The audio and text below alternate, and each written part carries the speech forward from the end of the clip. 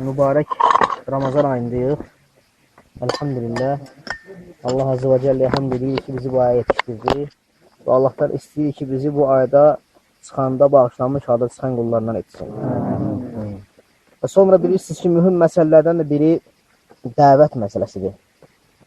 Dəvət yəni dəvətin xüsusi ədəbi və xüsusi əxlaqı var. Və xüsusi fəziləti var. Və Allah Azze ve Celle kimə bu dəvət nimətini veribsə, kimi bu dəvət vəzifəsilə vəzifələndiribsə, bilsin ki, ona ən əzmətli bir nimət verib. Peyğəmbər sallallahu aleyhi ve sellemin mənhəcini, Peyğəmbər sallallahu aleyhi ve sellemin getdiyi yolu verib. Ona görə Allah Azze ve Celle buyurur ki, وَمَنْ أَحْسَنُ قَوْلًا مِمَّنْ دَعَا إِلَى اللّٰهِ وَعَمِلَ صَالِحًا وَقَالَ إِنَّنِي مِنَ الْمُسْلِمِينَ. O kəsdən daha gözəl, o kəsin sözündən daha gözəl söz kimin söz ola bilər ki, Allaha dəvət edər və deyər ki, və salih əməl edər və deyər ki, mən müsəlmanlardanam. Və dəvət, qardaşlar, çox mühüm məsələlərdəndir. Və çox əzəmətli vəzifədir dəvət. Və dəvət edən şəxs Peyğəmbər sallallahu aleyhi ve sellemin gətirdiyi dini insanlara çatdırır. Və dəvət edən şəxs həm qorxudur insanları Allahın əzabı ilə, həm də Allahın nemətləri ilə müjdəliyir. Ona görə dəvətçi insanın, dəvət edən şəxsin müəyyən sifətlər var ki, o sifətlərlə sifətlənməlidir. Əgər sifətlənməsə, o vəsiflərlə heç vaxt dəvətində bərəkət olmayacaq. Əgər kim dəvət edirsə. Və Allah Azze ve Celle buyurur ki, قُلْ هَذِهِ سَب۪يلِ أَدْعُوا إِلَى اللّٰهِ عَلَى بَصِيرَةٍ.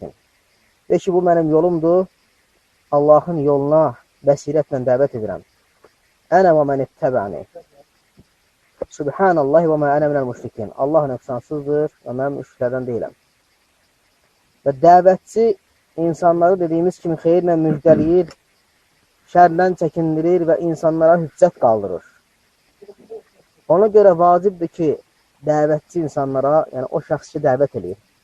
Yəni, harada olursa olsun, evində, çöldə, işdə dəvət edirsə, artıq o şəxsə vacibdir ki, indi qeyd edəcəyimiz sifətləri, xislətləri özündə cəm etsin. Ən birinci, dəvətçi öz dərəcəsini, öz məkanını qorumalıdır, hifz eləməlidir. Yəni, baxmalıdır ki, bu dəvət eləyir. Bunda hansı sifətlər olmalıdır? Bunun sözü ilə əməli düz gəlir, gəlmir. Öz dediyinə əməl edir, yoxsa etmir.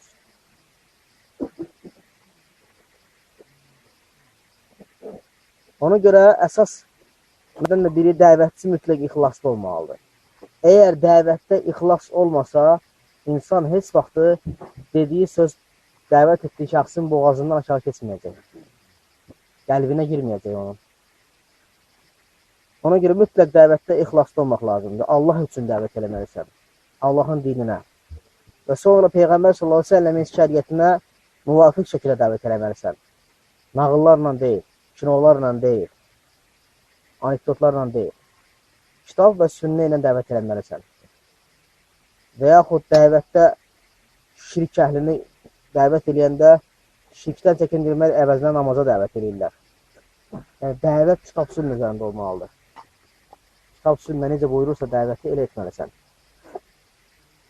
Və sonra dəvətçinin ən mühüm sifətlərindən də biri odur ki, əxlaq sahibi olmalıdır.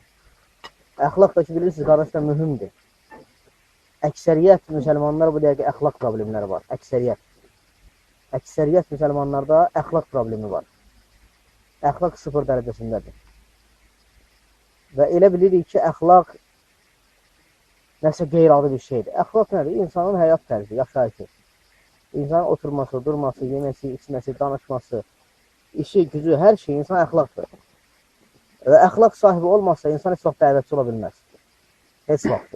Çobud insandan dəvətçi ola bilməz. Dəvətçi gözəl əxlaq sahibi olmalıdır. Nədir ki, Peyğəmbər sallallahu aleyhi ve sellem Allah subhanətə nə deyir? Ən gözəl əxlaq sahibisən sən.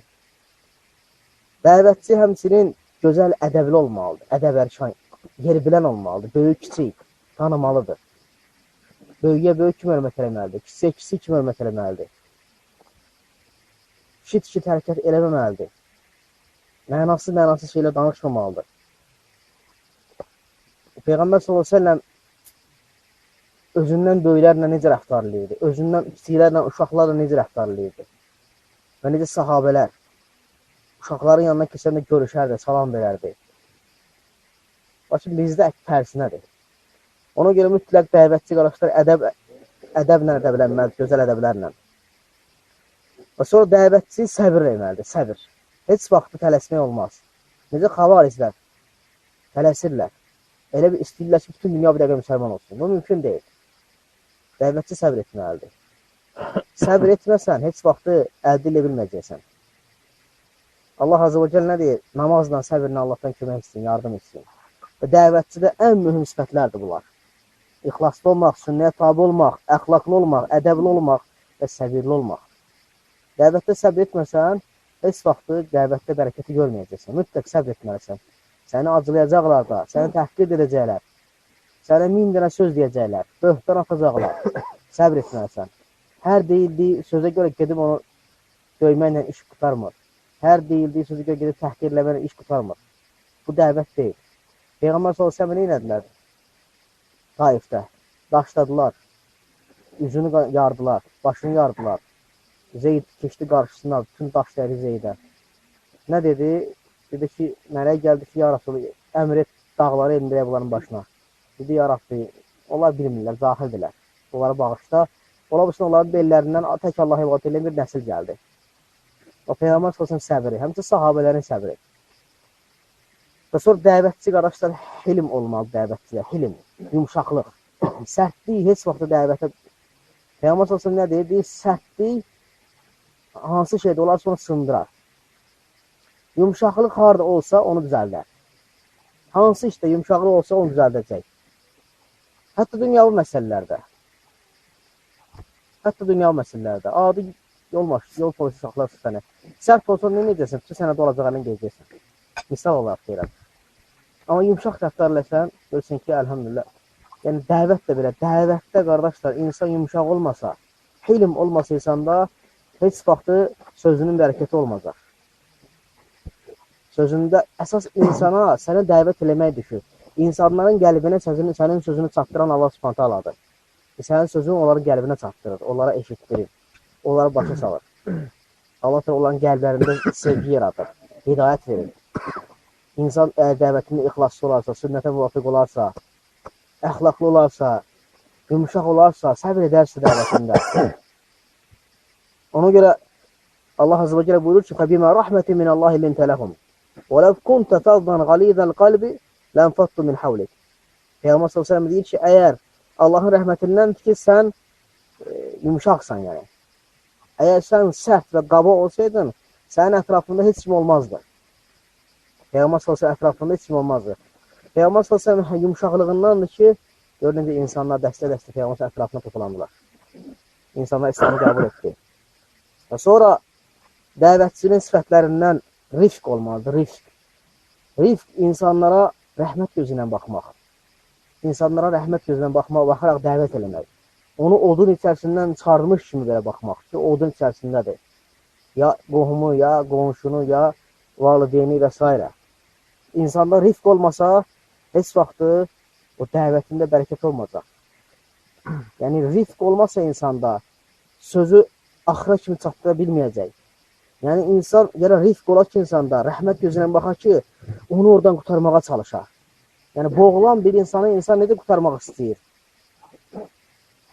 Var gücü ilə çalışır ki, boğulan bir insanı qutarsın. Çıxartsın oradan. Həmçinin dəvətdə də insan elə olmalıdır. İnsanlar zəlalət içərisindədirlər. İnsanlar azğınlıq içərisindədirlər. İnsanlar şirkin, küfrün bataqlığında batıblar. Onları çıxartmaq lazımdır oradan. Həmçinin dəvətdə təvazükar olmaq, təkəbbürlü olmamaq. Müsəlman ümumiyyətlə təvazükar olmalıdır. Allah Peyğəmbər s.ə.v buyurur ki, mən təvada alilləhi rafahullah. Kim təvazükar olarsa Allah onu ucaldar. Təkəbbür insan heç vaxt ucalmaz, heç vaxt yüksəlməz. Lakin təvazükar insan daima Allah təala ucaldır. Həmçinin dəvətdə təvazükar olmalısan. Heç vaxt yuxarıdan aşağı insanlara baxmamalısan. Və insanlar fikirləşməməlisən ki, buna bax, zəlalətli içindədir. Əksinə insan həm də deməlidir ki, Allah səni onların içindən çıxartdı, sənə lütf etdi, sənə hidayət verdi və o hidayəti də dəyərləndirməlisən ki, səndən Allah almasın.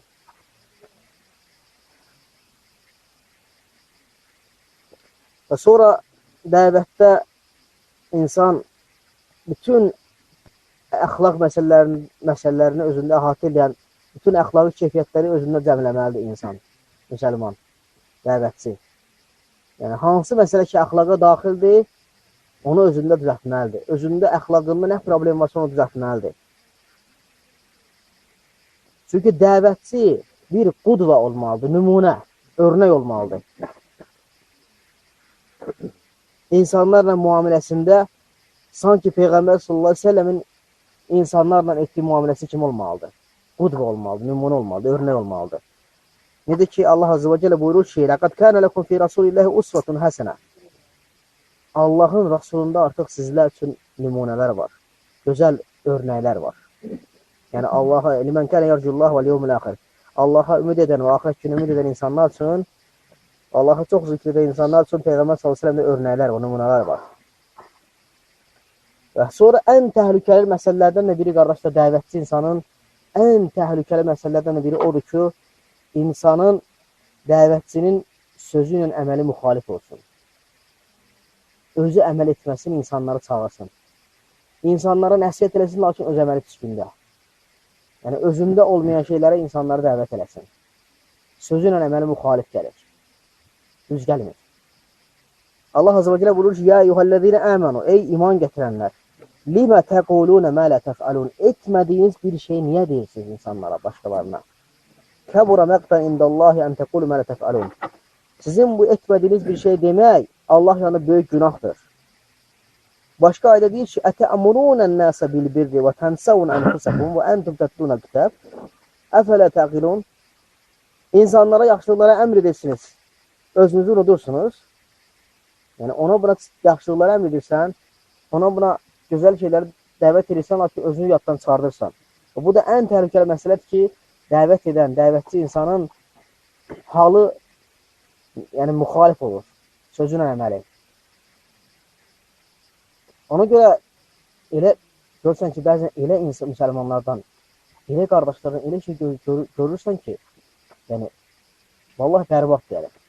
Bu dəvətdir. Yəni, çöldə görürsən ki, çöldə hansısa tində durur, mərkəzdə və elə söz işlədir ki, elə bilir ki, heç kim bilmədi.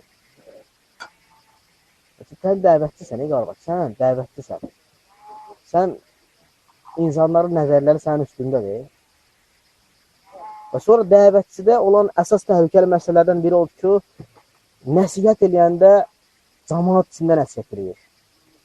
Və yaxud nəsihət eləyəndə bir insanın hansısa bir günahını görəndə və o günaha görə insana o qədər deyir ki, yəni o insan qayıtmayacaq eləncədə. Yəni, nəsihətin də qaydası var. Dəvətçi nəsihət eləyəndə təkridə eləməlidir. Nəsihəti təkridə, ikilikdə eləməlisən. Və ona yuxarıdan aşağı baxaraq yox, utandıraraq yox. Nəsihəti təkridə eləməlisən və elə nəsihət eləməlisən ki, o ondan etdiyi əməldən utansın. Və lakin insanlar içərisində kimin hansı böyük günahlarını götürüb, onun başına vurmaq, onu insanlar içərisində utandırmaq, təhqir eləmək, bu dəvət deyil. Bu insanları qaçırtmaqdır dindən, uzaqlaşdırmaq.